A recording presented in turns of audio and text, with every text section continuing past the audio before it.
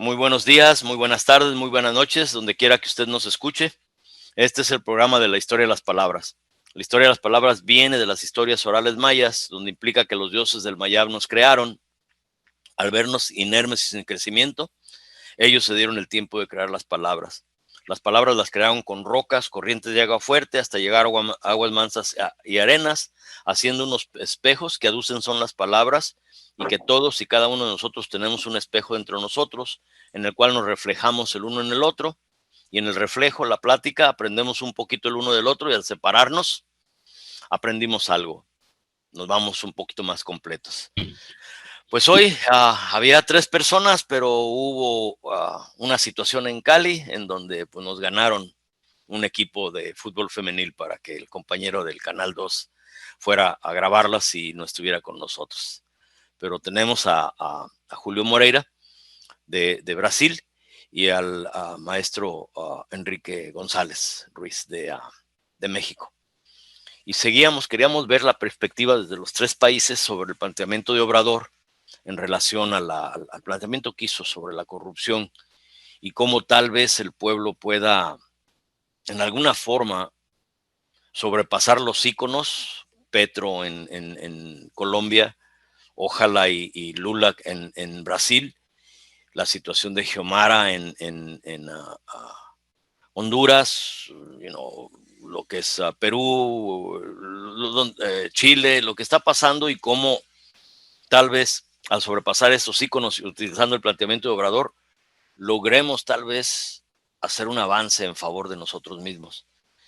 Y pues, maestro García, ¿qué agregaría a esto? No, pues ahí vamos platicando, como dice en la introducción, aprendiendo de uno del otro y ojalá llegamos a concretizar la reacción o la respuesta al planteamiento de Obrador. Bien, y en caso de que se me olvide, pues o se los olvide a ustedes, mi nombre es Antonio Arias, en caso de que no lo haya dicho. Y que a veces también se me olvida mi propio nombre, pero ahí vamos caminando como podemos. Pues ambos también ya son poco familiarizados con ustedes, pero ¿qué y cómo nos daría algún dato más a Moreira de su persona? ¿Dónde nació? ¿Quién es Moreira como persona? No como abogado, no como todo esto que se ha hecho. El maestro García parece que se encontraron también en una de estas actividades en relación a entender la realidad humana. ¿Quién es Moreira? Y bueno, yo soy un joven que nació en el centro del Brasil, en el centro ahí de América del Sur, lejos de las dos costas, del Atlántico y del Pacífico. Creció ahí en la capital del estado de Goiás y pasó por varias cosas de grupos de joven de la pastoral de la iglesia, de los scouts, algunas cosas así más altruistas ahí de la adolescencia. Tuve un accidente que me rompió la pierna muy joven, hasta hoy tengo una pierna más chica. Me he visto mucho como diferente por a costa desse acidente, ¿no? Y por ahí me involucré en la secundaria con el movimiento estudiantil y me dio gusto entender que las luchas estudiantiles seguían, que no era cosa del pasado, de los años 60, 70. Y empecé a entender ahí mi papel político en la sociedad. Sufrí como mucho ese bullying en la escuela, y después quise también luchar para que las otras personas no estuvieran sufriendo, y de la secundaria ingresé en la carrera de Derecho y en el movimiento estudiantil revolucionario, y me tocó estar en la carrera de Derecho cuando fue la primera elección que ganó Lula en 2003. Interesante que yo me oponía mucho a ese proyecto político que expresaba Lula en ese momento. Pero no me tocó imaginar en aquel momento que Brasil iba a tener a alguien como Bolsonaro como presidente. Y si nosotros decíamos que Lula era una persona oportunista, una falsa izquierda, una izquierda centrista, conciliadora, pensábamos que íbamos a topar después de eso con la revolución, y lo que vimos ahora es algo totalmente diferente, que ese proyecto de ese tipo de fascismo que tenemos en Brasil, que es el bolsonarismo. Y ahí mucha ola conservadora, ¿no? En lo que estamos viviendo. Entonces, más o menos eso es lo que soy. Por ahí vamos. Por ahí vamos, ok. Don Enrique, pues ya sabemos que usted es de varios estados y en todos tiene arraigo. Pero ¿qué más nos puede agregar a usted ahora, ya que es Ahora una que persona muy familiar al programa? vamos a hacer un ejercicio en Michoacán, con la sección 18 de la CENTE. Vamos a hacer un ejercicio con un diplomado sobre derechos humanos. Ahí me la pasé estos días anteriores, ahí metido diseñando el programita, ya se los mandé hoy. Espero que resulte satisfactorio, que empecemos pronto. No quitamos el dedo del renglón, porque el renglón no deja que quite uno el dedo. Necesita entrega, necesita compromiso, y no solamente ocurrencia. Hoy se me ocurrió, ¿no? Necesita consistencia, necesita seriedad en el trabajo. En esa ando ahora, mi buen amigo Antonio. Ok. Para el beneficio de Moreira, a pesar de que ya lo conoció cuando el Tribunal de la Conciencia en el 2010, 2013. 2010, sí. Sí, don Enrique fue parte también de la Comisión de la Verdad en Guerrero y la situación del Estado contra las poblaciones en la Guerra Sucia. Y algo más que quisiera agregar para ver, no sé qué tanto esté familiarizado Moreira con sus actividades, para que más o menos tenga una idea del señor Enrique González. ¿Qué más agregaría, don Enrique? Abogado democrático, abogado que defiende trabajadores, que defiende campesinos, que defiende comuneros, abogado que representa presos políticos, tratando de sacarlos, tratando de liberarlos. A eso hemos dedicado una buena parte de la vida. Esa ha sido mi ocupación central durante algún tiempo. Bien. Jonathan Buitrago, le hablé para que participara en esto por cuestión de que lo que está pasando en Colombia y ahora con la elección de Petro, pues, para tratar de ver de que en alguna forma la idiosincrasia de ellos presione al ícono y no lo idolatre o no caiga en esa idolatría en la que creo yo hemos caído un poco en México, y ver cómo a través de los principios podemos tal vez empujar una posibilidad más grande sobre el bienestar común, una forma de manejar los recursos que nos entrega la naturaleza y que no queden en unos cuantos manos, sino que tengamos y desarrollemos las capacidades suficientes para poder nosotros tener estancia en esta tierra como humanidad, en vez de autodestrozarnos, destrozándola a ella. Y Jonathan Buitrago, creo, en lo que recuerdo de platicar con él, creo que estudió antropología. Y son varias cosas que pasaron después del paro, en donde muchos de los muchachos que lograron cuestionar al Estado están ahorita encarcelados. Muchas cosas, situaciones en Colombia que hubiera sido dada sumamente importante que él estuviera aquí, pero dadas las circunstancias que él trabaja en el Canal 2 de Cali, pues su trabajo le impidió estar con nosotros. Pero ¿cuál sería o cómo haríamos nosotros, maestro, en lo que sabemos también las muchachas de Honduras se perdió un poco de contacto.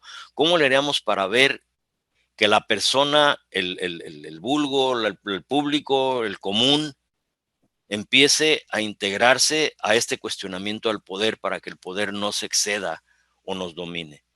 ¿Cómo haríamos? ¿Quién sería o quién quisiera contestar esto primero de ustedes dos? O usted, maestro García, también. ¿Quién sería? ¿Quién se tira el trompo a la uña? Empiezo y sí, después me cubren los dos compañeros, por favor. Estamos viviendo momentos interesantes. La reconfiguración del orden global se percibe por todos lados. El conflicto que tiene como teatro de operaciones a Ucrania, pero que es entre la OTAN y Rusia, no da señales de apagarse, al contrario, están buscando la manera de atizarlo para que permanezca. En esa circunstancia mundial, América Latina pasa por procesos muy interesantes. En el caso de Brasil, tenemos mucha esperanza en que Lula sea electo el día 30 presidente de la República de Brasil, porque la verdad es que un gran retroceso en este periodo de gobierno de Jair Bolsonaro. Curiosamente, al mismo tiempo que se desarrollaron las tendencias de cambio progresista, se desarrollaron las tendencias de no cambio, duro, rudo, facho. Sí está dejando secuelas, sí está dejando conflictos que los percibimos nosotros todos los días. Aquí en México se está definiendo el papel de la Guardia Nacional y existe la idea de que el ejército la controla de aquí a 2028 y nosotros decimos que no, ¿no? El pueblo, las guardias nacionales son ejércitos del pueblo, ejércitos de abajo. Don Enrique, un pequeño favor, ¿puede ajustar su cámara para que, o su posición? Ahí está, mire, ve. Ahí está, en todo su esplendor. Entonces, estamos viendo cómo se presentan fenómenos de sumo interés en el continente latinoamericano. Hay esperanzas de que avancen las cosas. El discurso de Petro en Naciones Unidas es una joya y hay que divulgarlo y hay que comentarlo. Yo lo llevo a mis clases ahí para que la gente le tire duro y luego ya nos ponemos a discutirlo y se ve que es muy consistente el discurso de Petro. Pero por otro lado, Chile nos está dando muchos sustos porque andan reprimiendo a nuestros hermanos mapuches. Eso no es aceptable. Nosotros no podemos estar conformes con que los mapuches sean excluidos de la dinámica de desarrollo de Chile. Tendrán que incorporarlos con sus características, con sus tradiciones, con sus técnicas. Tienen derecho. Sí, tienen derecho. Son pueblos originarios que han sobrevivido a etapas muy duras de represión. Y en México se da debate sobre la Guardia Nacional, ya lo mencioné, que si el ejército se queda con ellas hasta el 2028 y al cabo no pasa nada. Yo hace mucho que aprendí y tengo bien decidido que el pueblo tiene que controlar a los del poder, aunque los del poder sean los ángeles y los arcángeles. No hay ni la menor duda. Y eso se está revelando en este momento como necesario en este país. Y las cosas marchan en el país, marchan, digamos, dentro de la lógica y la dinámica de la cuarta transformación. Las personas que coinciden con este planteamiento de la cuarta transformación están en caballo de hacienda, van cabalgando. Pero, pues, problemas centrales de nuestras naciones no se resuelven. La seguridad sigue siendo un problemón espantoso en México. Problema terrible que hay que meterle diente, porque no se puede pensar que el país sea capaz de soportar niveles de violencia. Así que estamos nosotros en el, yo creo que estamos en el lugar adecuado, en el momento preciso, y hagamos lo que nuestra parte corresponde. Digamos lo que tenemos que decir, escribamos lo que tenemos que escribir y tratemos de incidir en la lucha social. Porque la lucha social es la que va a producir la transformación. Ellos sí son capaces de mover las estructuras del país. Pues hay que acompañarlos, seguirlos, con mucho respeto, con mucha consideración, para que lo que uno pueda aportar, si le sirve, qué bueno, y si no, pues también qué bueno. Así es como yo veo en esta situación, mis buenos amigos. Moreira, Julio, ¿qué te da por pensar esto? ¿Cómo podemos como pueblo empezar a incidir en el cuestionamiento del poder? He escuchado al doctor Enrique González y realmente estamos ante sujetos conservadores, moralistas, frente a una composición de interés diversa, pero muy peligrosa también.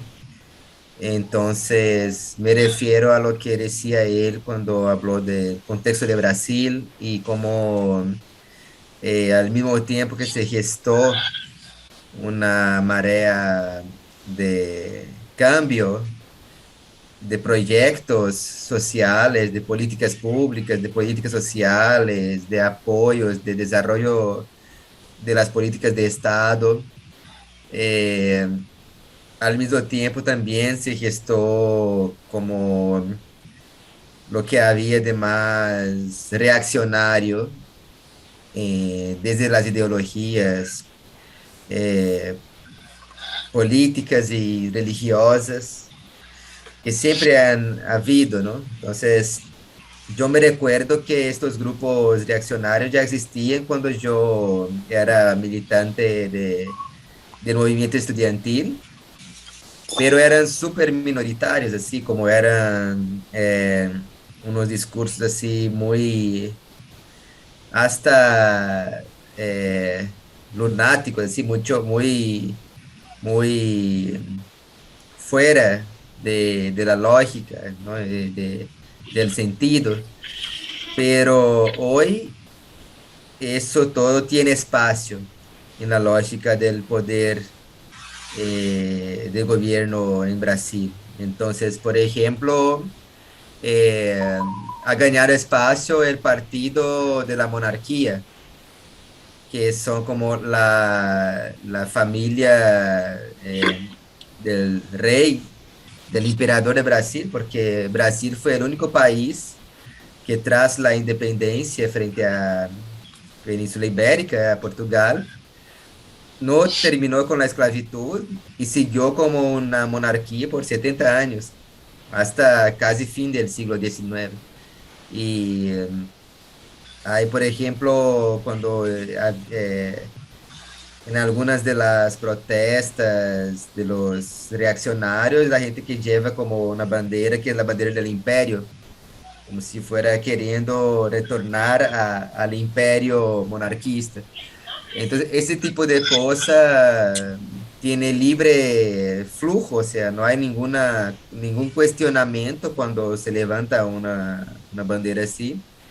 Cuando se levanta una manta que dice golpe militar, intervención militar, eh, cuando hacen sus demostraciones ahí en los batallones, en los cuarteles militares, pero al mismo tiempo es simplemente poner la calcomanía del PT, del Partido de los Trabajadores, de Lula, de por sí ya puede generar un conflicto, un peligro muy grande. Entonces lo que nosotros hemos percibido es que hoy es mucho más peligroso en Brasil manifestar una opinión, una posición política de, de carácter de izquierda, socialista, en favor de los campesinos sin tierra.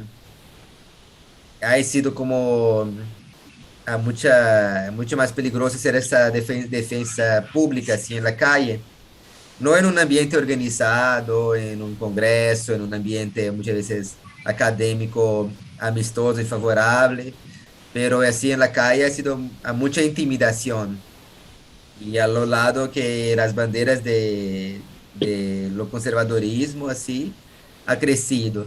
Entonces, eso es muy importante de mencionar. Hoy hay una sustentación de votos para Bolsonaro que está muy basada en el cristianismo evangélico, de los pastores evangélicos. Y yo cuando digo no puedo generalizar ni tampoco criticar a las iglesias mismas, pero es evidente que el espacio de las iglesias se vuelve como un espacio de fomento a grupos de WhatsApp que circulan noticias de teorías de la conspiración, ¿no? De como que hace convencer a través del miedo, a través de los vínculos afectivos de hermandad, se hace convencer de que hay una mafia que está preparada para dominar el país en caso de que la izquierda gane las elecciones. Entonces, circulan cosas escabrosas así, en términos de construcción de las ideas de conspiración. Y mucha gente que se cree en esto, cree que hay que la ONU, las Naciones Unidas, que el Poder Judicial, que la nueva orden económica mundial, todo es una conspiración para destruir el país y que el único capaz de no permitir que eso acontezca es Bolsonaro y toda esa onda reaccionaria y conservadora que él expresa. Entonces sí que, claro que eso es muy preocupante, ¿no? Yo hablo desde una universidad que es una universidad muy importante, que fue creada en el segundo gobierno de Lula, que es la Universidad de la Integración Latinoamericana. Y está pensada exactamente a través de una idea de integración regional muy nueva que surgió en ese gobierno, que no era la integración hacia el imperialismo, hacia las grandes potencias, sino que una integración propia en Sudamérica y América Latina, que incluye también a México. Y retomando los aprendizajes de los procesos de independencia, ¿no? De la revolución bolivariana, de la revolución cubana, de los procesos de resistencia en América Latina. Todo eso retomando también la idea de una ciencia que puede servir para el avance social, de un tipo de conocimiento que sea para la gente, de proyectos de las comunidades, de apoyo a los movimientos sociales como el movimiento de los campesinos, Entonces todo eso está sustentado en la creación de esta universidad. Y es una universidad que es parte del ataque que ese actual gobierno hace a las universidades públicas, todo en general en Brasil, con los cortes de inversiones, con los cortes de presupuesto, y ya nada más de 2/3 de lo que tenía de inversión en el comienzo del gobierno ya fueron disminuidos, cortados. Entonces, hay, por ejemplo, ya lo que vivimos en la pandemia también, ¿no? Lo que es el negacionismo de las vacunas, convivir ahí con un presidente que fue el único del mundo que admite hasta hoy que no se ha vacunado, que llegó a la conferencia de las Naciones Unidas en Nueva York en 2021, que no se, casi que no se podía, casi que le impidieron participar de la conferencia porque no había comprobado la vacuna. Entonces ahí se ve que, como dijo Chomsky hace pocos días, la elección hoy en Brasil es muy importante para el mundo.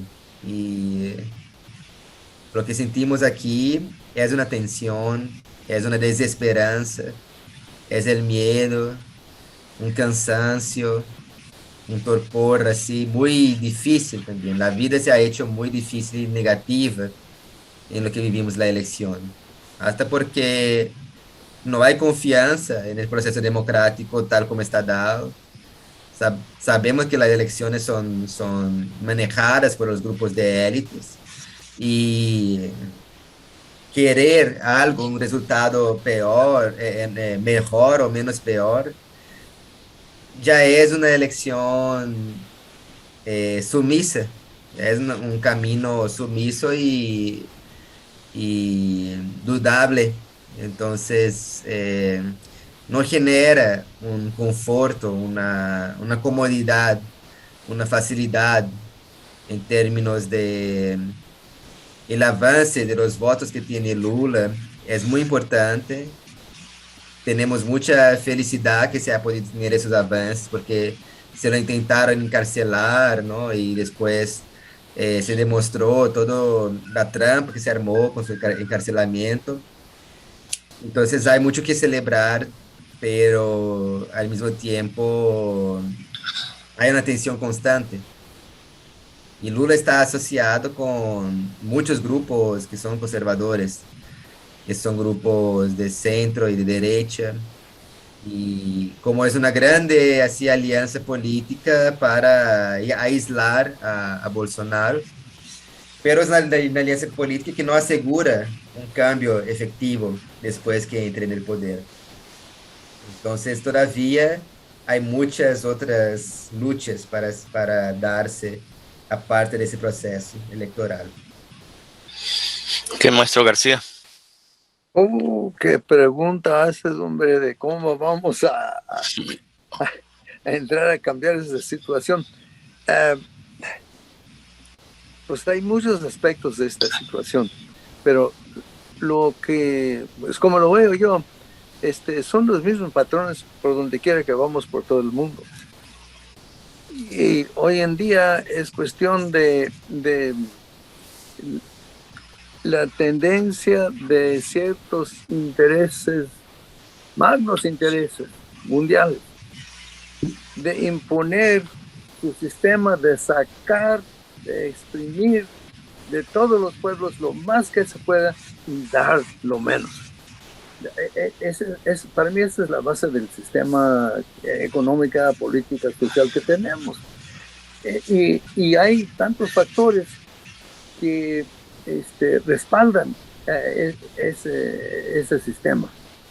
La educación, la religión, el civismo, pues todo nos trata de encajonarnos en unas perspectivas de que lo que está pasando es legítimo. Pero ¿cómo vamos a llegar a que la gente cuestione esto? Bueno, enfrentándonos al mensaje de la educación, de la religión, porque Mira, aquí hasta en donde estamos nosotros, es muy interesante ver, como digo, pues hay paralelos por todas partes, porque a fondo es el mismo sistema. Eh, la religión como factor en las elecciones. Mira, hay aquí, donde vivo yo, en el municipio donde vivió, hay ciertos pastores evangélicos de mega iglesias que pública y abiertamente están diciendo, mire, la iglesia puede decirle al Estado lo que se debe de hacer, pero el Estado, el gobierno no debe decir nada a la iglesia, porque hay libertad de, de creencias, pero ¿cuáles creencias? Entonces, hay que comenzar a alimentar otra perspectiva en la gente, de que ya no somos individuos, no tanto al extremo en que se dice, no, pues sálvese el que se pueda, si no prosperas, pues ahí no eches la culpa a nadie, pues búscate a ti mismo para la solución. No, la solución viene de nosotros, pero cambiando nuestra perspectiva para decir que, miren, al decir que tenemos una sociedad, eso quiere decir que somos socios. Y para mí no tengo otra palabra menos, un tipo de parentesco, que todos estamos en el mismo barco, o hay algunos que dicen, no estamos en el mismo barco, pero estamos en la misma tempestad y los barcos chiquitos se hunden primero. Entonces hay que preocuparnos de que los barcos chiquitos, los pobres, no se hunden en esta situación mundial. Y hay esperanza que vemos por ejemplo, los logros de la Revolución Cubana, de la Revolución Bolivariana, pero al entrar o tratar de entrar en otro mundo, que no estar bajo el control del dicho mercado, el mercado capitalista, entonces ya llegan los ataques. Y lo mismo pasa a nivel internacional que a nivel nacional, que si surgen los que dicen, no, hay que cambiar nuestra mente. Quizás es algo de utopía, pero para mí hay que cambiar los pensamientos, las ideas de la gente y comenzar a cambiar las relaciones. Y estoy hablando muy a lo general, pero para mí tenemos que buscar soluciones a esta situación buscando otro mundo. Y hay que ser francamente listos para imaginar que puede existir otro mundo y que debemos estudiar en el pasado cuando surgieron ejemplos de otro mundo, porque como dijeron allá en mi rancho, yo soy del norte de California, del Valle Central, y pues pura agricultura. Yo fue hasta recibir el bachillerato que conseguí por primera vez un trabajo que era en el campo, por los mexicanos al campo. Entonces, yo digo que es una meta, un sueño, algo utópico, pero debemos de caminar hacia ese otro mundo, porque va para abajo para la mayoría de nosotros. Cuando hubo la elección en Chile, usted, maestro, me expresó una preocupación. Dice, es croata, y a mí me preocupa mucho. Y los croatas de Santa Cruz fueron los que realmente provocaron hasta cierto punto el golpe de Estado, o impulsaron el golpe de Estado, facilitaron el golpe de Estado en Bolivia. Afortunadamente, todo el trabajo que se hizo anteriormente el movimiento al socialismo creo que fue agarrado por accidente, porque tenían que tener un nombre para registrarse, pero la conciencia común que se desarrolló ahí logró básicamente impulsar las cosas a otra forma de ser. Y tal vez su preocupación en cuanto a que los croatas en alguna forma no alcanzan a ver la realidad más que la propia, pues fue una preocupación válida. Pero ¿qué relación queremos crear alrededor de los satisfactores humanos? Cuando el ser humano siempre quiere a ver si agarra más de lo que tiene o diferente. Cuando quiere poder y dominio sobre otros. Cuando ama solo absorbiendo y ahogando a alguien. Cuando no sabemos ser nosotros, maestro. ¿Cómo vamos a recrear una relación distinta? Que ya se hace necesaria, porque esta nos está ahogando. ¿Cómo con el planteamiento de Obrador, este principio, o esto que él planteó que es válido, sobre la corrupción, este deseo de tener a toda costa y a costa de los demás, bajo el auspicio del poder, nos destroza? Es algo que no podemos en ningún momento refutar o invalidar, es una verdad absoluta. Pero esa verdad absoluta ha llevado también a idolatrar a Obrador al punto de que no puedes controlar, no puedes criticar algunas de las fallas o la necesidad de cambiar la estructura que un solo hombre, a pesar de su honestidad de principios, pudiera cambiar solo. ¿Cómo nos incrustamos en esta necesidad de ir a algo distinto, aunque parezca imposible, como los comunes, como los de abajo, como los pisoteados, pero a la vez enajenados, ilusionados con que un caudillo o un individuo va a venir a salvar nuestra condición sin nosotros, en alguna forma, buscar la forma de organizarnos y cuestionar el porqué de nuestra condición?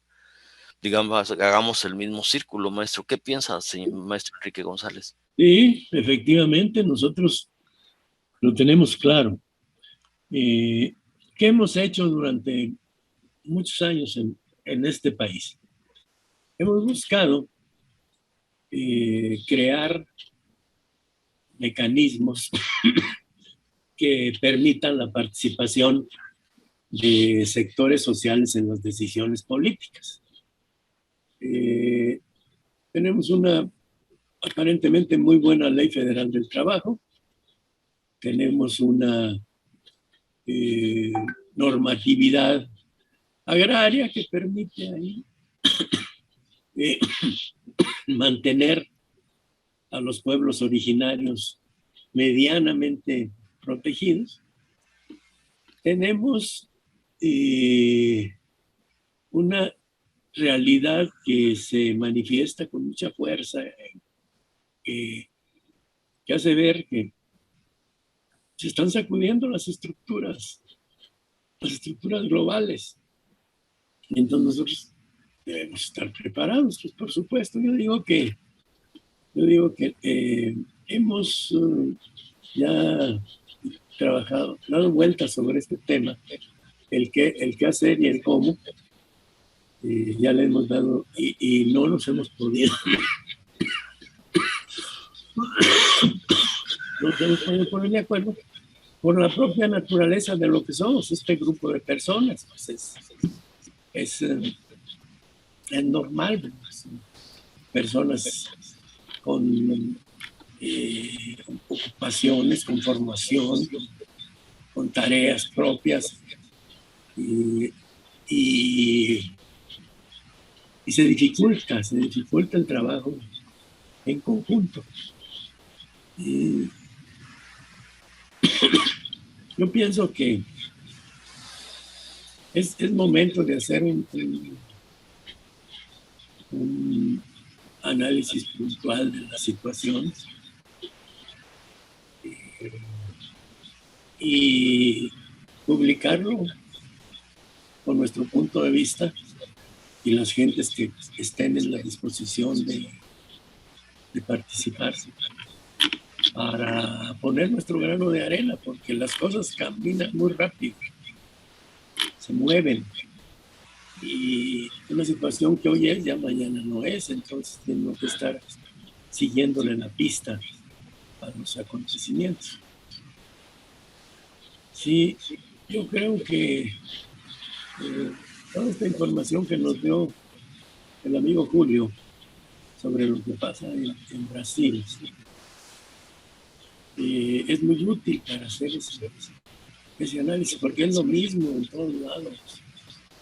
También aquí hay miedo por el crimen organizado, pues ¿cómo no va a haber miedo? Son unos criminales despiadados, son seres casi no humanos, esos personajes. Y yo creo que sí podía ser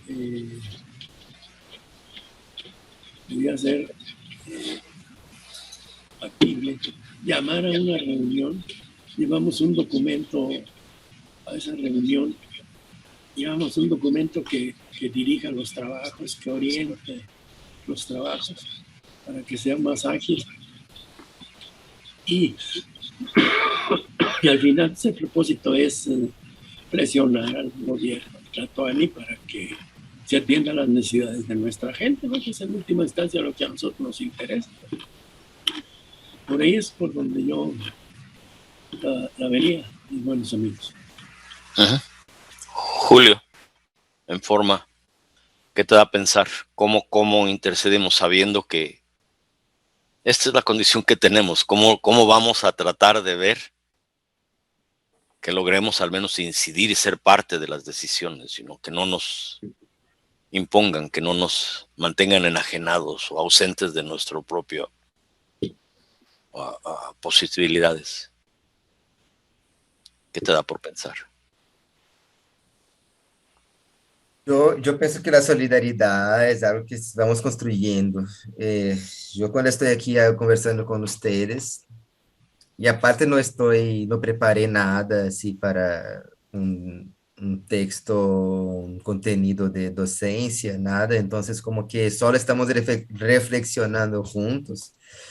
Y cuando veo que no solo hoy, pero en los otros programas, he escuchado a ustedes, son personas con mucha experiencia de vida, con mucho para aportar y enseñar de qué es la vida, de qué es la experiencia, de qué es lo importante en la vida y lo que entendemos, y eso conversábamos más temprano por teléfono, la dualidad de lo que significa la vida de uno, si es acumular y conquistar poder, o si es cuidarle a su familia y, en fin, tener una vida sencilla, ahí con los suyos, una vida chica, sin muchas aspiraciones. Y hablamos de la dualidad, de estar en estos mundos de una manera integral, satisfecho como ser, pero insatisfecho e inconformado con la situación que se vive. Entonces, creo que es por ahí aprender de esa experiencia que tienen ustedes. El profesor Enrique, ¿no? Ha pasado por tantos lugares y tantas universidades y profesor Jorge también, que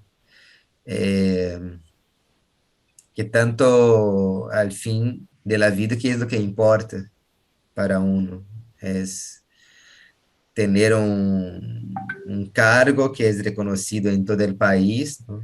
O realmente estar junto de la gente que ama y cuidarlos ahí y todo eso. Entonces, para mí es eso, pero también como dijo Enrique, que hay que estar preparado porque la situación cambia muy rápido y no hay que estar apegado a,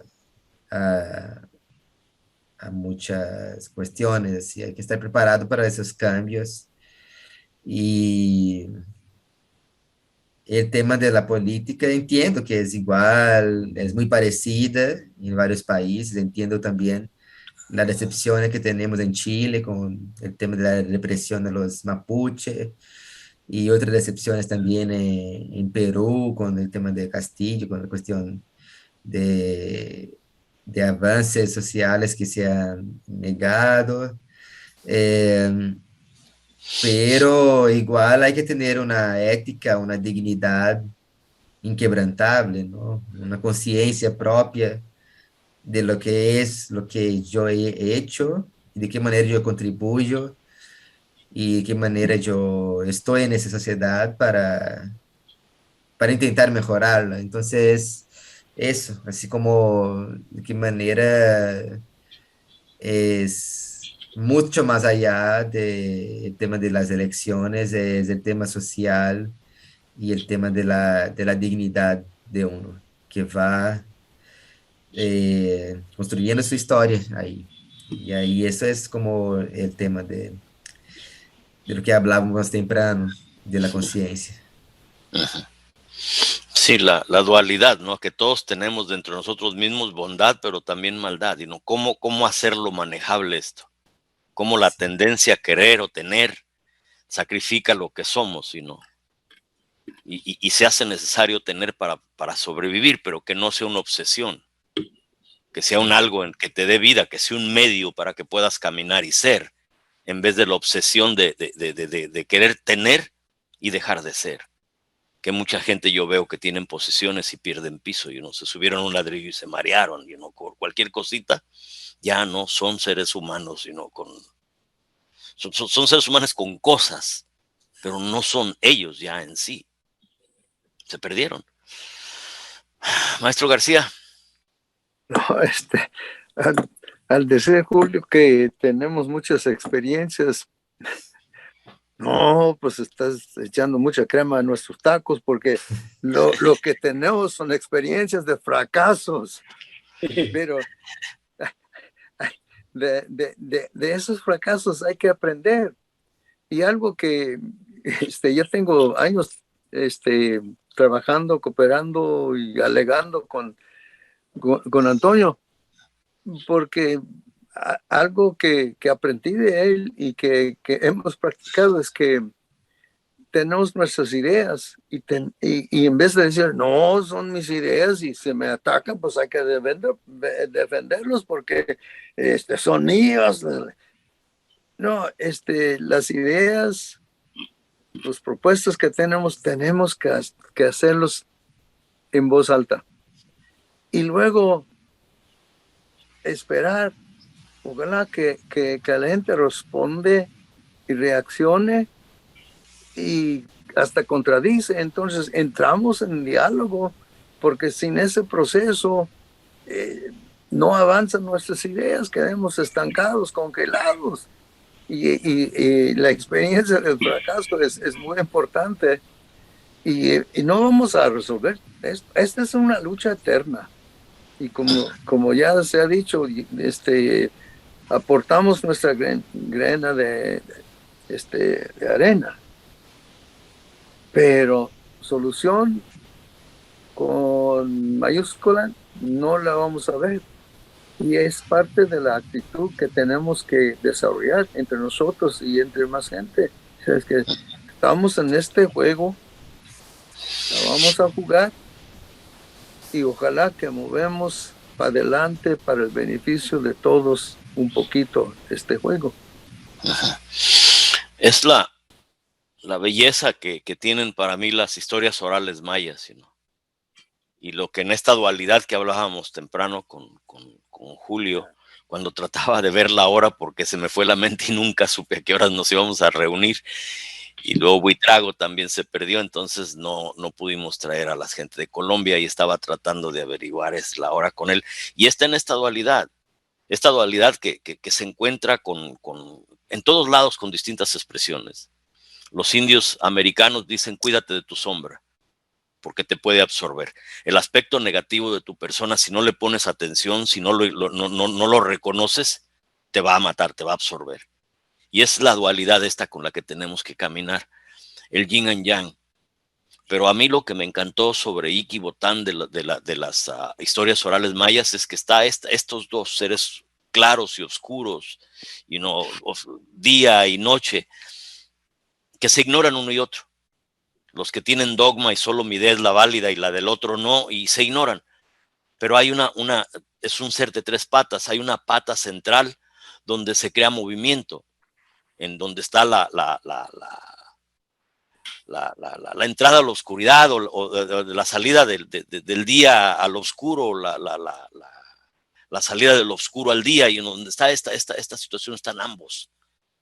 Y es donde se tiene que tener una comunicación, una plática, para que tanto el positivo como el negativo platiquen, se reconozcan y puedan de esa forma, al reconocerse, crear movimiento, aunque sea circular. Y después en mayor pláticas que tengamos a mayor profundidad, empecemos ya no a crear movimiento circular, sino un sentido de dirección. Y eso a mí me encanta mucho de como lo ponen los mayas, porque tenemos que crear un camino no a lo ideal, sino a la resolución de problemas que nos lleve a lo infinito y no a un lugar sin salida. Y crear esto que están haciendo con nosotros, esto que se está acabando ahorita, si nosotros no intercedemos, vamos a crear una condición, como yo digo, movimientos pendulares históricos, donde el que está abajo sube y cuando cae viene otro, y es nada más una condición pendular sin dirección al futuro. Ponemos otra instancia de dominio. ¿Cómo podemos, bajo este principio, esta apertura que nos da Obrador, establecer principios más a fondo, utilizando lo que él mismo propuso? La corrupción como un factor que nos destroza. Bueno, ¿cómo hay que contestar? ¿Cómo esta tesis que dio tiene una síntesis en la que podemos forzar una antitesis, en la que podemos forzar una síntesis, un paso hacia adelante, un cambio sustancial desde nosotros mismos, pues en forma contestataria al poder? Que el poder no se imponga a la conciencia, que haya esta plática entre ambos, para que no caigamos extremos como lo que hemos caído en México, con toda esta violencia que está ahí. ¿Cómo es posible que en Michoacán, los que producen aguacate y limón cayeron en forma tal que los grupos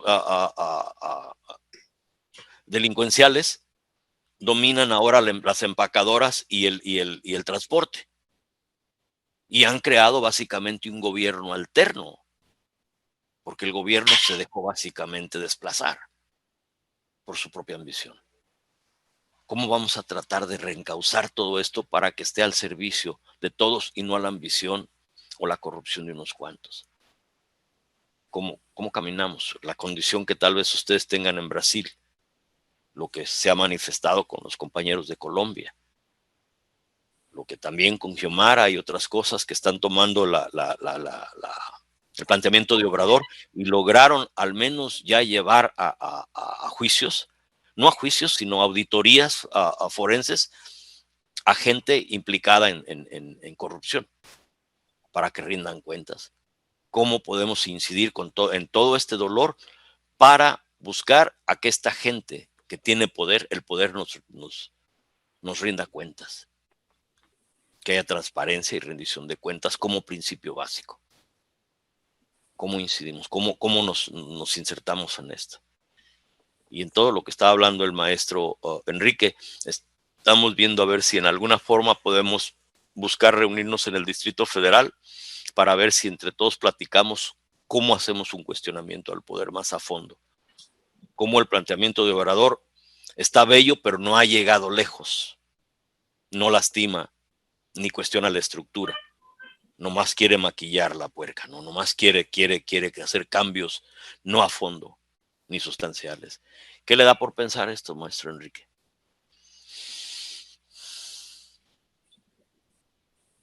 Maestro Enrique.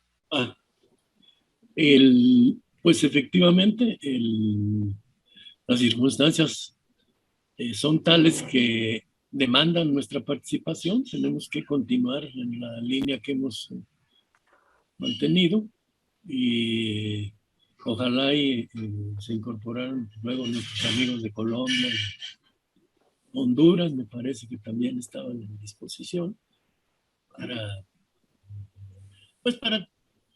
tener un poquito más de repercusión en lo que se dice, ¿no? Para que no dejarlo tan en lo doméstico aquí en la casa, digamos. Yo creo que el momento va a tener cuestiones definitorias. Él va a terminar su sexenio López Obrador.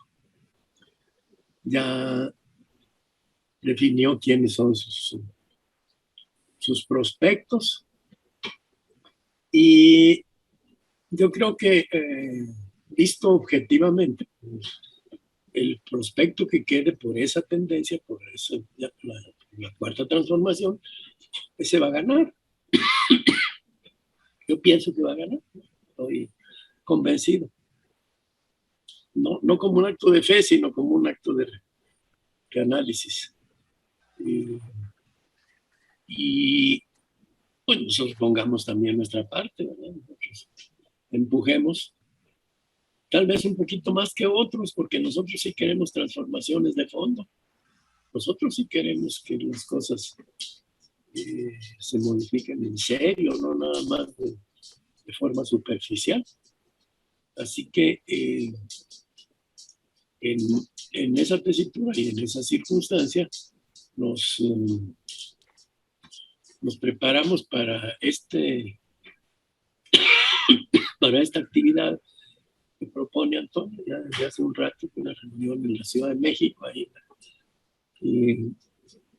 y hablar ahí con la gente de veras, con la gente de carne y hueso, con los seres humanos que luchan y que sufren y que son partícipes de la historia, ¿no? Así la veo yo, mi buen Antonio. Bien, Moreira, ¿qué te da por reflexionar en esto?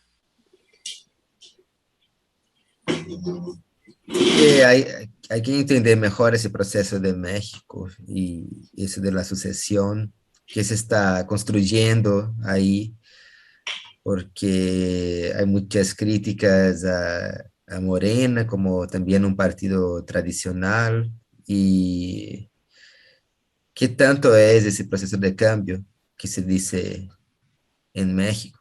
Pero igual, a mí no me parecería bien que le sucediera a un típico, un clon de Bolsonaro, sea en México o donde sea. Entonces, igual no da para estar ajeno a estos procesos políticos, por más limitados que sean. Pero el tema de la corrupción va a muchos lugares también. Para mí que hoy se invoca en Brasil, se cuestiona el monopolio del uso estatal de la violencia de una manera retrógrada, o sea, para que se permita que la gente siga matando a los pobres como siempre hicieron.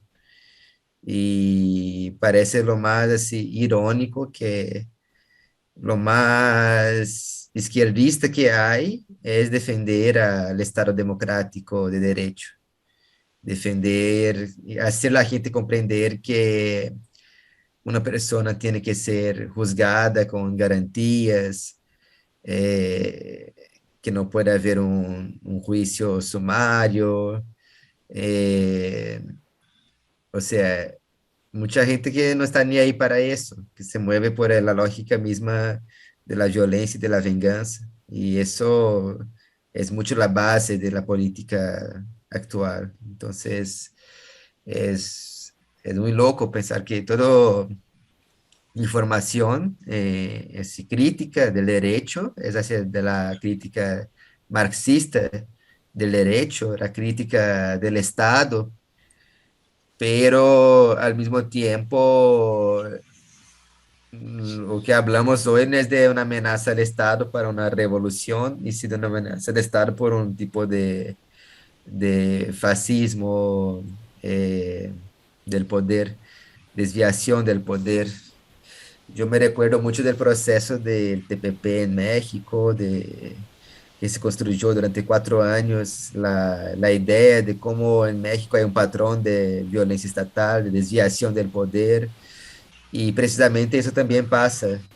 Hablábamos de la colombianización de México y lo mismo podemos hablar hoy en Brasil.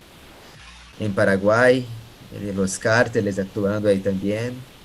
Y lo que más así me parece que es visible hoy en Brasil es una propaganda de la violencia armada reaccionaria muy difundida. Entonces hablamos de las iglesias, pero también esa franja, esa rama de la gente que defiende la seguridad pública, los policías, pero no por una idea de seguridad pública, pero sí por una idea de violencia.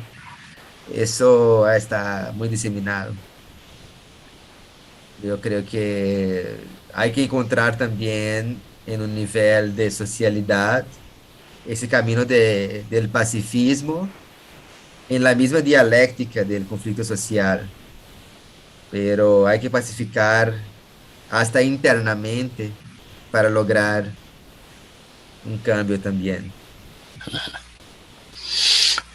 Maestro García.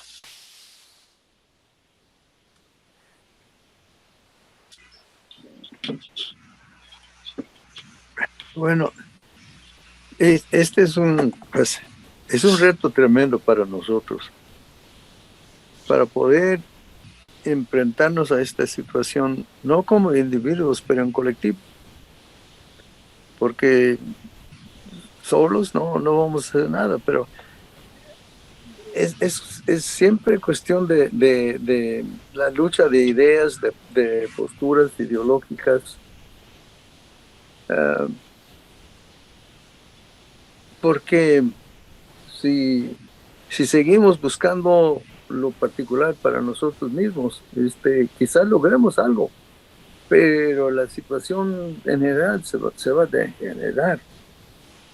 Y es solamente juntándonos y entrando en este intercambio de ideas que llegan a acción, aunque sea una acción mínima, pero tenemos que, para mí, redefinir la política, porque por tanta gente, la política se equivale con la política electoral.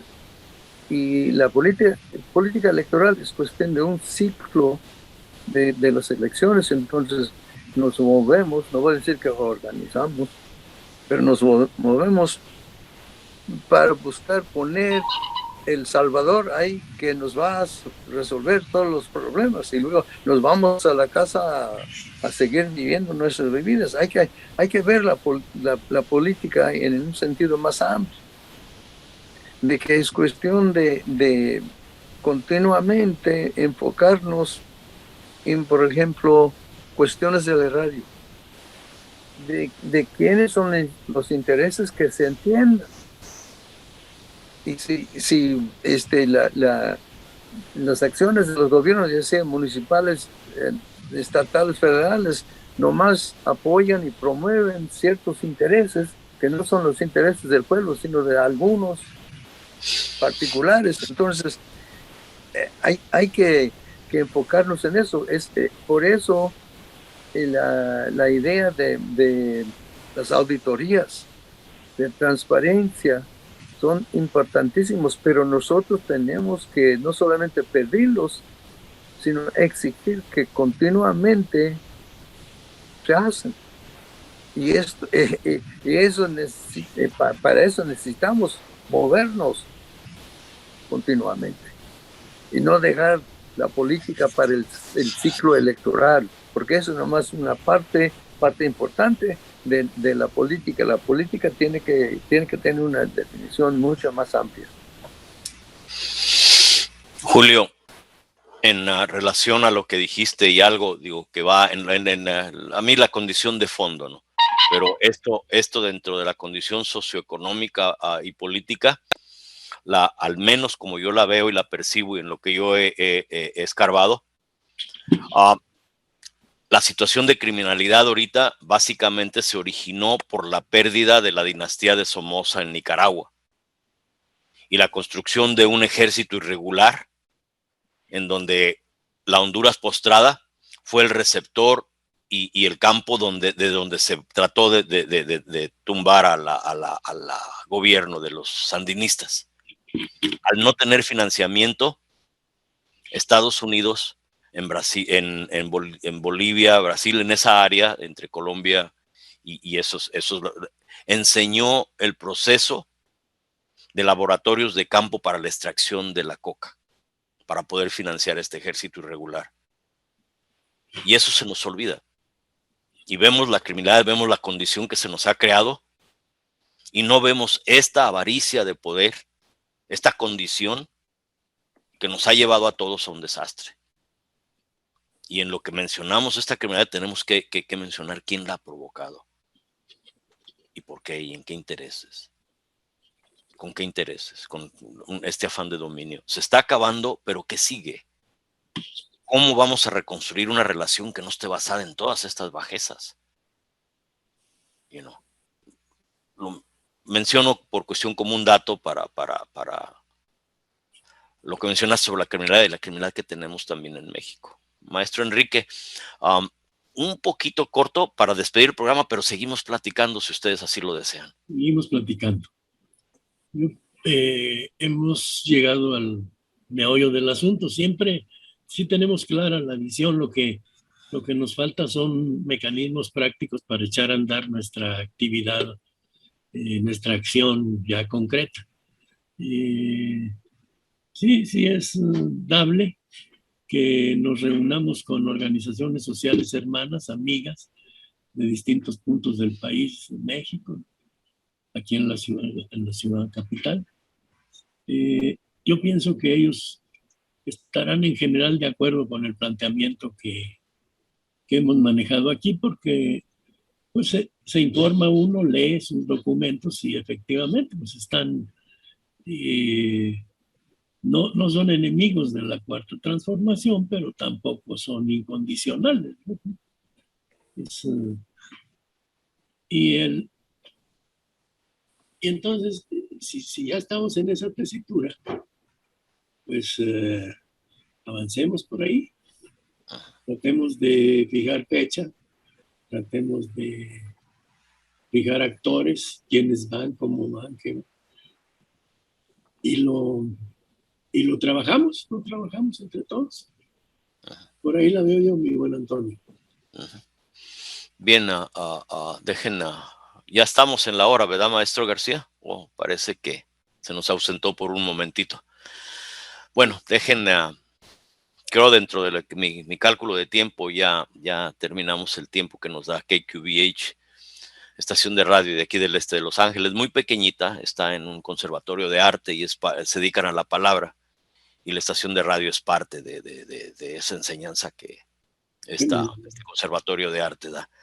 Entonces, pues bueno, fue la historia de las palabras, y en la historia de las palabras nosotros pensamos que al tratar de entender el porqué de nuestro pensar, el por qué pensamos como pensamos, tal vez al entenderlo logremos cambiar nuestras circunstancias.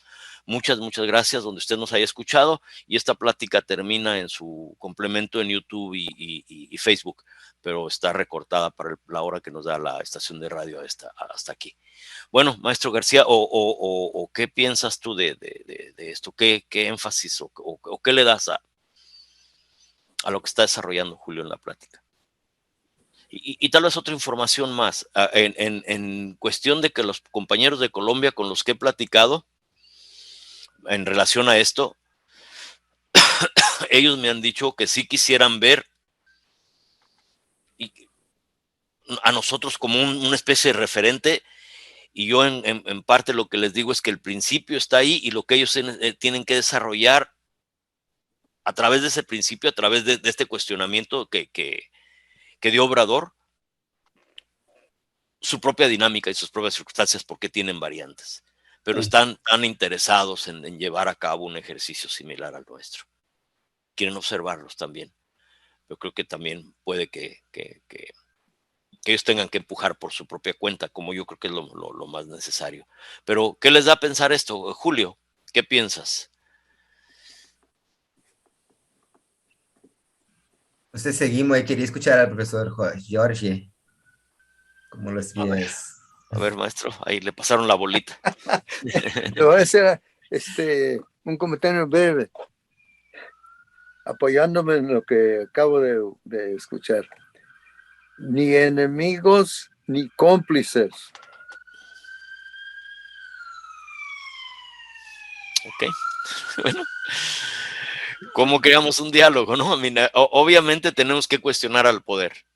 Y muchas de las personas que están y se han acercado y han pedido a esta idea son gente que han sido victimizadas, que han perdido familiares, que han perdido lugares de origen, que están siendo pisoteadas. Muchos de ellos quieren ser escuchados. Pero una de las personas con las que hablé me dice, no podemos tampoco tomar esto en forma irresponsable, hacerlos visibles y luego que al regreso de sus lugares de origen sean tal vez, pues sufran algo, hasta tal vez muerte. Entonces tenemos por eso la reunión en México para ver si la posible reunión en México para ver si es posible, es probable que en forma conjunta decidamos qué hacer.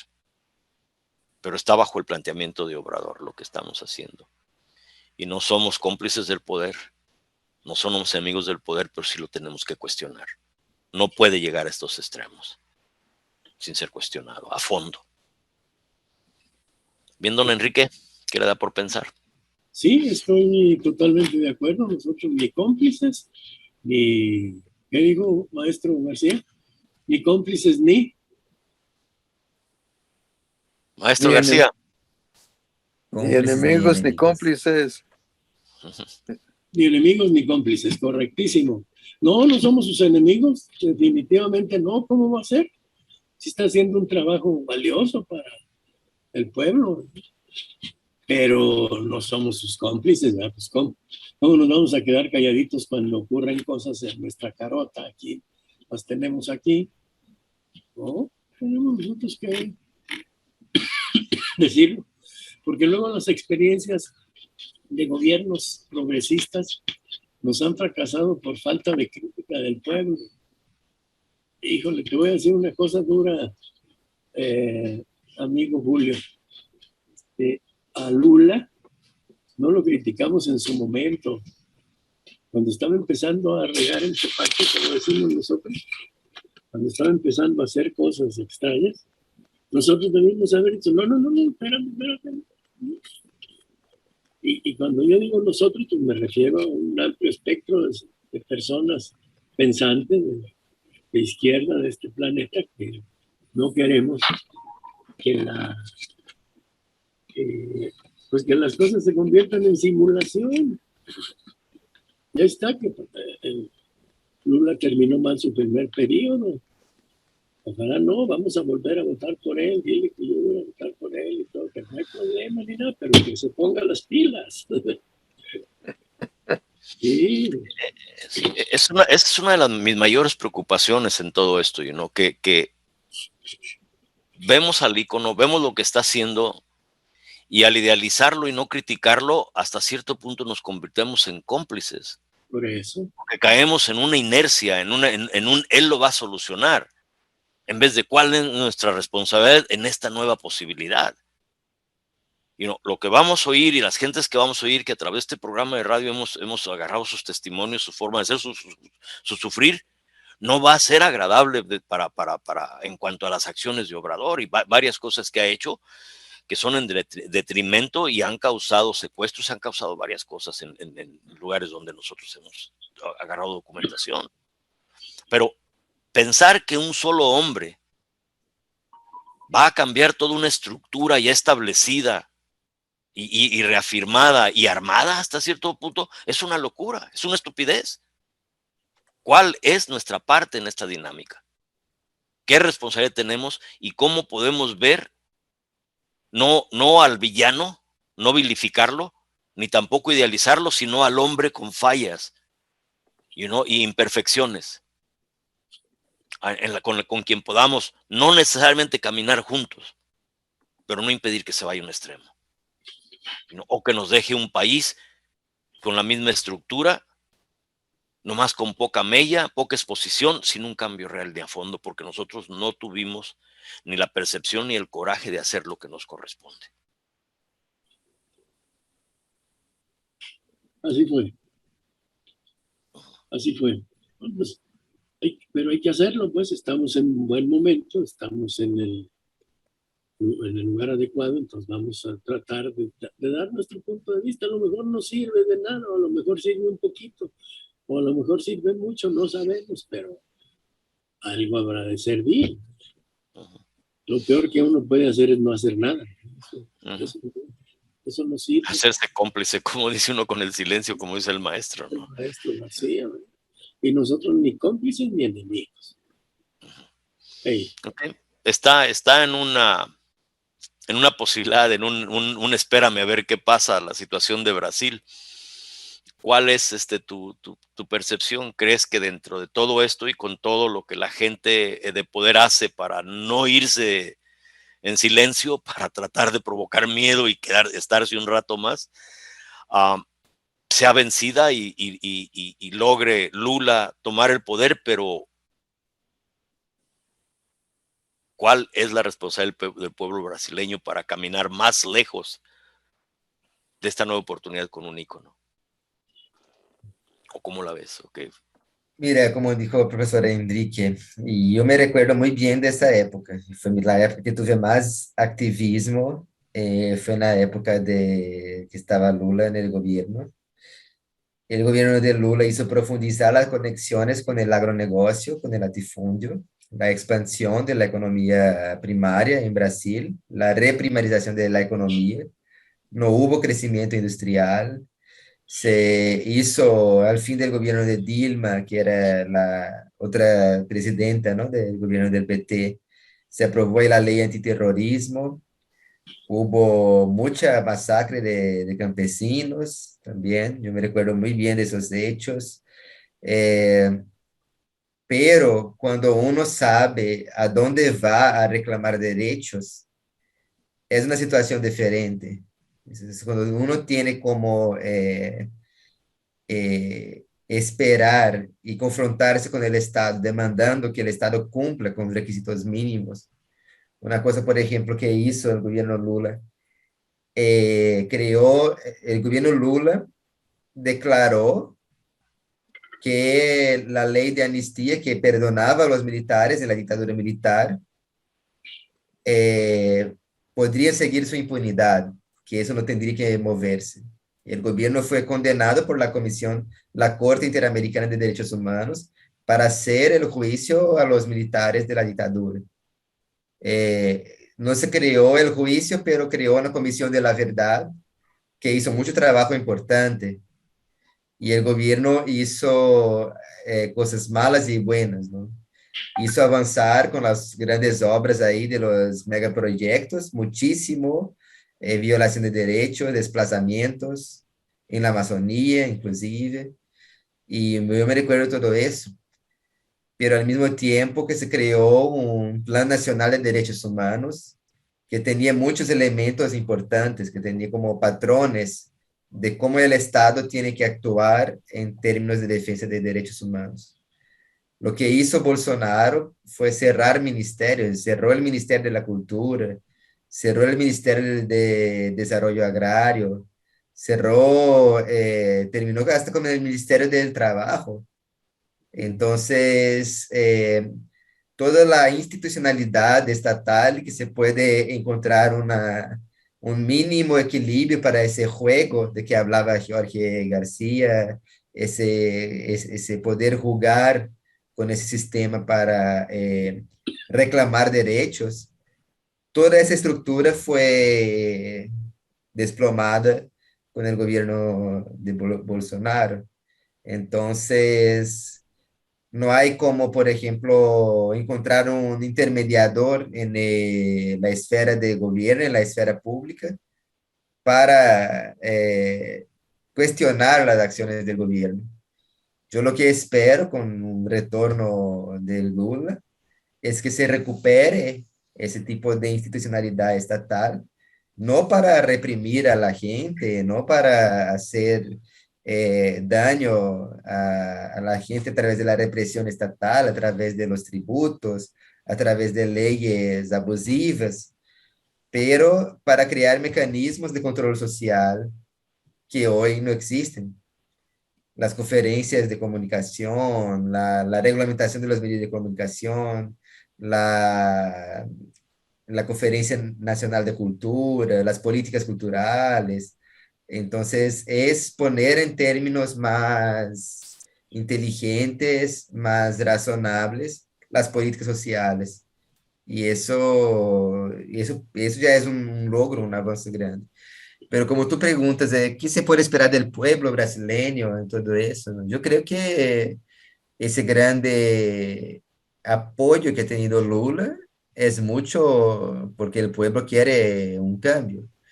Pero el pueblo también, parte del pueblo es la parte más reaccionaria que quiere reelegir a Bolsonaro. Entonces, hay mucha frustración también en términos de la conciencia del pueblo, cuando hablamos así. Pues, ¿quién es ese pueblo? Y, pero, no sé, eso es lo que quería decir. Hay como mucho por avanzar así en términos de una institucionalidad estatal. Yo creo que va en el mismo camino de López Obrador en México. Recuerdo, estaba yo acordándome sobre lo que nos dio el programa, el problema del ícono, que el primer escrito o ensayo que hice fue sobre el Che Guevara, pero iba a ser el Che Guevara, Marcos y Obrador, en cuestión de cómo el ícono hace que se pierdan las posibilidades de ideas. Y en lo que se hizo del Che Guevara fue sobre la reunión en Punta del Este, donde Cuba advertía de un posible ataque a la revolución cubana por medio de la Alianza para el Progreso, el ALPRO. Los que estuvieron con mayor apoyo fue Brasil y fue Argentina. Brasil terminó con su presidente asesinado. Eso, dentro de esa desgracia, nos dio básicamente a Pablo Freire, que huyó para encontrarse con Gutiérrez y crear esta belleza de pensamiento con la teología de la liberación y pedagogía del oprimido y todo esto, pero la belleza que salió de esta desgracia. Y Argentina sufrió también una pesadilla con la imposición de los militares. En México se está tratando de llevar a cabo una supuesta, no sé si comisión de la verdad, no sé cómo llamarle, pero es como una especie de borrón y cuenta nueva, donde el ejército no va a entregar ni va a ser cuestionado acerca de sus atrocidades. Y eso no va a llevarnos más que a imponer o seguir imponer. No va a pasar lo que con Sudáfrica, donde hubo una especie de exposición de mía culpa y te lastimé, y aunque no hubo consecuencias de encarcelamientos legales, hubo esta oportunidad de adquirir en alguna forma una paz interna, al aceptar tus fallas y al confrontar al agresor. No se está llevando a cabo eso en México. Y a mí se me figura también una especie de sumisión hacia el ejército que no nos va a llevar a un buen término. ¿Entiendes? Como pasó tal vez con ustedes. No sé qué piense de eso, maestro. Usted que pasó también por una situación donde afortunadamente no salieron lastimadas con la Comisión de la Verdad sobre la Guerra Sucia. ¿Qué piensa de esto? ¿O estoy equivocado en esto? No, están tratando de suavizar el trabajo de la justicia alternativa, la Comisión de la Verdad, los mecanismos ciudadanos de participación en la búsqueda de justicia, pues están atemperando, y hay que dejar claro que esa no es la vía, que la gente tiene que participar y decir su punto de vista e incidir. La gente tiene que incidir en las políticas. Todas las medidas que se tomaron para amnistiar militares terminaron mal. En Uruguay, en todas partes donde hubo amnistía a los soldados violadores de derechos humanos, generaron frustración y generaron traumas en las poblaciones que todavía duran, que no se van por completo. Entonces nosotros sí tenemos que decir muy claramente que hay parámetros para la justicia en el caso Ayotzinapa: la verdad, la justicia, la reparación y las garantías de no repetición. Está clarito en qué consistirá cada una de estas, de qué manera tiene que actuar el Estado para evitar que vuelvan a hacer las atrocidades que hicieron, porque como no les pasa nada, se vuelven cínicos y reinciden y reinciden y reinciden. ¿Sí? Yo creo que hay una cierta complicidad en cuanto a los recursos y cómo se los llevan todos, Y es en ese sentido la reunión en donde llegara la rendición de cuentas, que de esta reunión salga esa exigencia de rendición de cuentas a políticos de carrera. Muy bien. Porque eso también expone las complicidades con la condición de la criminalidad y cómo se protege la criminalidad a través de las estructuras de poder de los políticos. Y yo creo que esta plática es interminable y usted está medio enfermo y yo creo que más vale que por... Yo creo que por ahí seguimos viendo y dándole vueltas a todo esto. ¿Qué piensas en forma última? Y luego le damos la última. Que no sea su última palabra, que sea al menos lo que nos presente ahorita en forma última, don Enrique. ¿Qué piensas tú de esto en relación a esto? Porque en México no se quiere tocar al general Cienfuegos si se le sacó de una condición en la que podía ser expuesto nosotros podemos ser expuestos a una verdad más real y a fondo de lo que es el ejército en México. Claro, y sus condiciones. no podemos estar de acuerdo con la verdad a medias, porque todas las verdades a medias son mentiras. Eso lo aprendí yo de niño. Mi madre me dijo, no, hijo, las verdades a medias son mentiras. Así que no, pues, pero hay que seguir insistiendo, pegando. Apenas acaba de sacar una publicación Encinas y se le aventaron encima las derechas más rabiosas y más furiosas y más atrasadas de México, hasta con amenazas feas, ¿no? Amenazas feas. Sí, pues hay que ayudarles a los funcionarios a que hagan la tarea. Bien, para Julio, para darle también, y por condición de su salud, la última reflexión al maestro Enrique. ¿Qué piensas de esto sobre el pueblo tiene que incidir para buscar todas estas verdades? ¿Qué piensas? Que tú trajiste de la memoria y la historia reciente de los años 60, 70 en América es muy importante. Hoy ya casi muy poco se habla de eso en Brasil.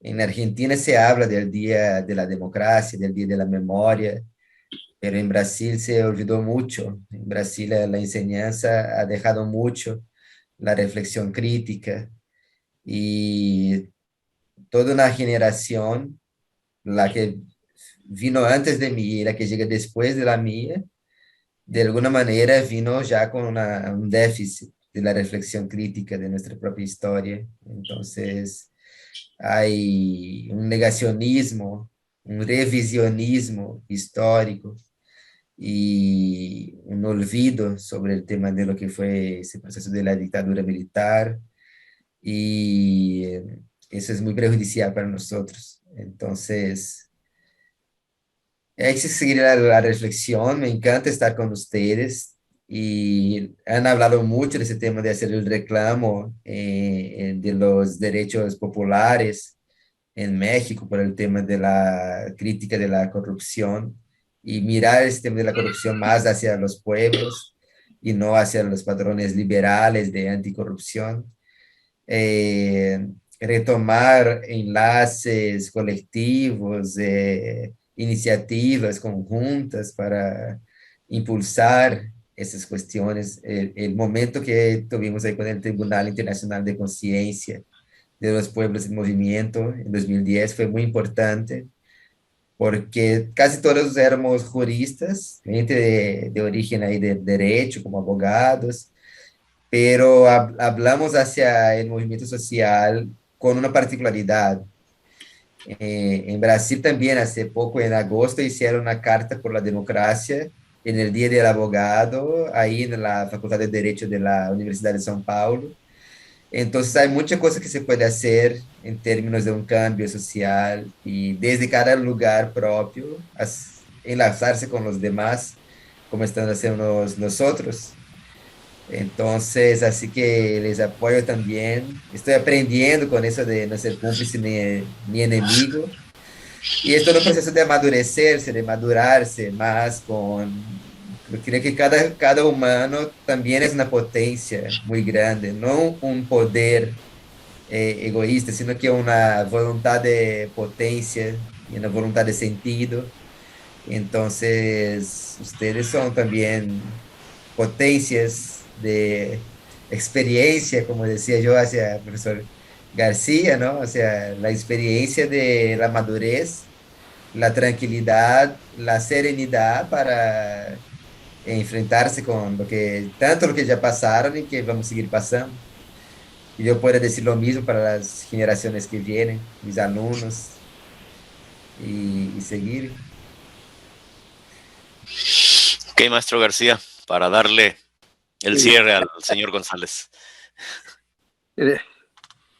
Para mí los gobiernos se forman con algunos propósitos, pero con el paso del tiempo se me hace que todos los gobiernos van creciendo.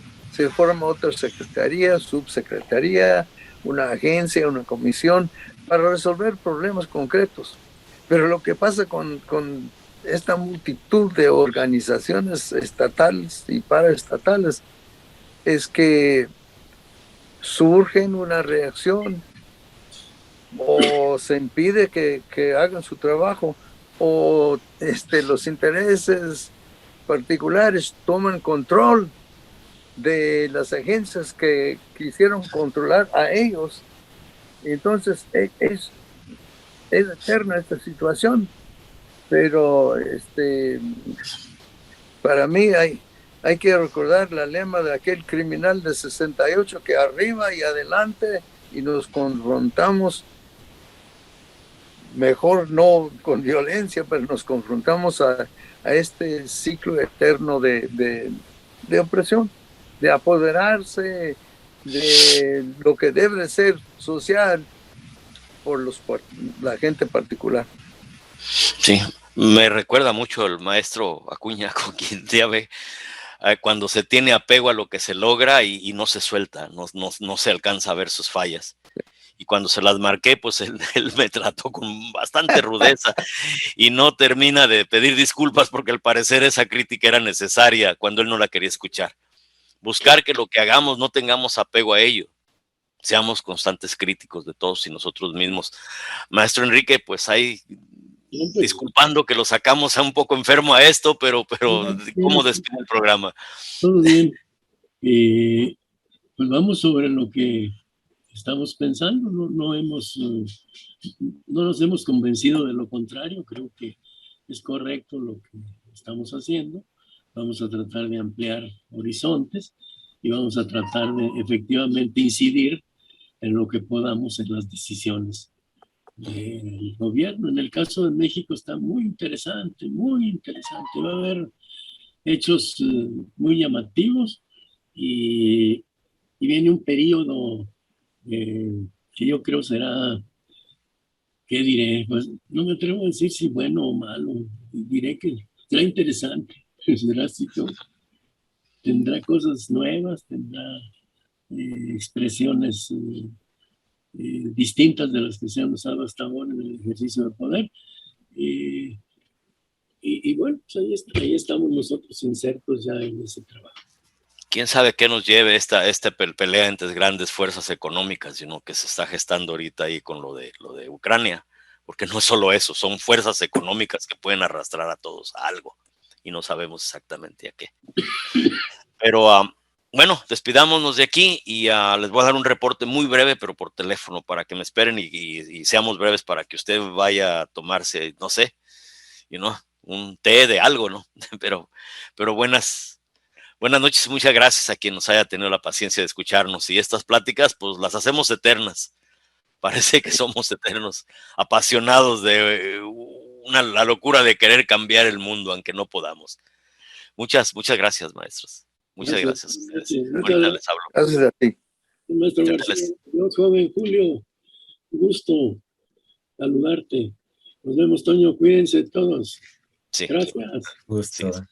Sí, esperen mi llamada, ahí les hablo. Ok, adiós. Adiós.